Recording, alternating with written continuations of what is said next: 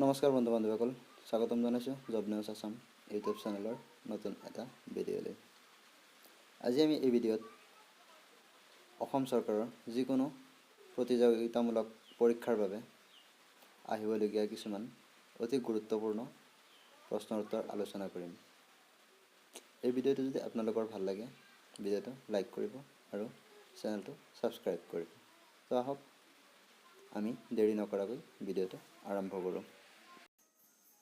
প্ৰথম প্ৰশ্ন, বেংমৰাত ৰাজধানী পতা মটক ৰাজ্যৰ প্ৰথম শাসক কোন আছিল? উত্তৰ সৰ্বানন্দ সিংহ। বেংমৰাত ৰাজধানী পতা মটক ৰাজ্যৰ প্ৰথম শাসক আছিল সৰ্বানন্দ সিংহ। দ্বিতীয় নম্বৰ প্ৰশ্ন, কিমান চনত মহাত্মা গান্ধীজীয়ে সত্যাগ্ৰহ আন্দোলন আৰম্ভ কৰিছিল? উত্তৰ 1917 চনত। 1917 চনত মহাত্মা গান্ধীজীয়ে সত্যাগ্ৰহ আন্দোলন আৰম্ভ কৰিছিল। 3 নম্বৰ প্ৰশ্ন, শান্তিপূৰ্ণ সহাৱস্থানৰ বাবে কাৰ কাৰ মাজত পঞ্চশীল চুক্তি স্বাক্ষৰিত হৈছিল? উত্তৰ ভাৰত আৰু চীন। শান্তিপূৰ্ণ সহাৱস্থানৰ বাবে ভাৰত আৰু চীনৰ মাজত পঞ্চশীল চুক্তি স্বাক্ষৰিত হৈছিল। 4 নম্বৰ প্ৰশ্ন, কিমান চনত ভাৰত চৰকাৰৰ দ্বাৰা পৰিৱেশ সুৰক্ষা আইন গৃহীত কৰা হৈছে? উত্তৰ 1986 চনত। 1986 চনত ভাৰত চৰকাৰৰ দ্বাৰা পৰিৱেশ সুৰক্ষা আইন গৃহীত কৰা হৈছে। 5 নম্বৰ প্ৰশ্ন, চান্দুবি বিল কোন চনত হোৱা ভূমিকম্পৰ ফলত সৃষ্টি হৈছে? উত্তৰ 1987 চনৰ 12 জুন তাৰিখে হোৱা ভূমিকম্পৰ ফলত চান্দুবি বিল সৃষ্টি হৈছে। 6 নম্বৰ প্ৰশ্ন, কণিকৰণ নামৰ জনজাতীয় গোষ্ঠীটো কোনখন ৰাজ্যত পোৱা যায়? উত্তৰ তামিলনাডু। তামিলনাডু ৰাজ্যত কণিকৰণ নামৰ জনজাতীয় গোষ্ঠীৰ আছে। 7 নম্বৰ প্ৰশ্ন, 2023 চনৰ ডিচেম্বৰ মাহ অনুযায়ী অসমত কিমানখন বিশ্ব ঐতিহ্য ক্ষেত্ৰ আছে? উত্তৰ 2টা। 2023 চনৰ ডিচেম্বৰ মাহ অনুযায়ী অসমত 2টা ঐতিহ্য ক্ষেত্ৰ আছে। 8 নম্বৰ প্ৰশ্ন, দেশৰ ভিতৰত প্ৰথম কাগজ কল ক'ত স্থাপন কৰা হৈছিল? উত্তৰ চেন্নাই। দেশৰ ভিতৰত প্ৰথম কাগজ কল চেন্নাইত স্থাপন কৰা হৈছিল। 9 নম্বৰ প্ৰশ্ন, চেনি উৎপাদনৰ ক্ষেত্ৰত দেশৰ ভিতৰত কোনখন ৰাজ্য প্ৰথম?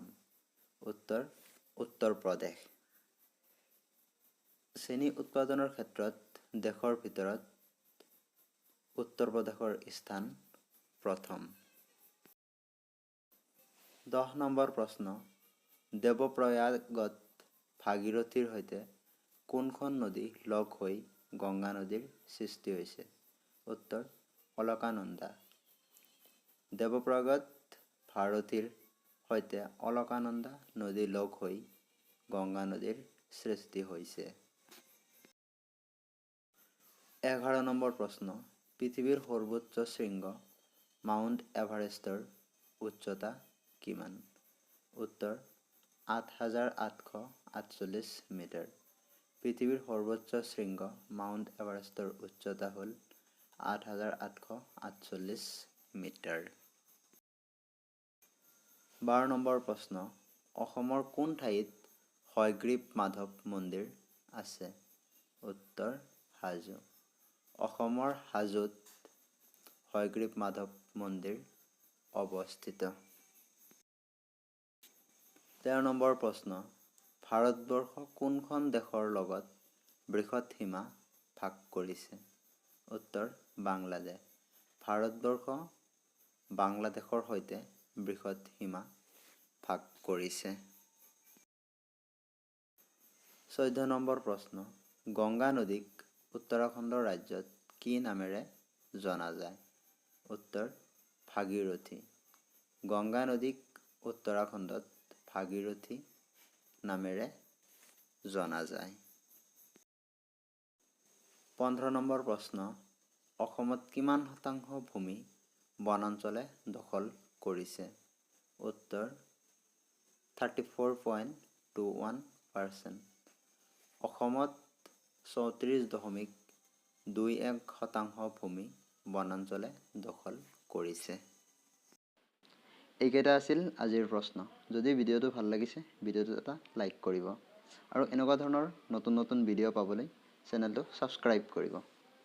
আৰু যদি কিবা ভুল হৈছে এই ভিডিঅ'ত কমেণ্ট কৰি শুধৰাই দিব। ভিডিঅ'টো শেষলৈ চোৱাৰ বাবে ধন্যবাদ।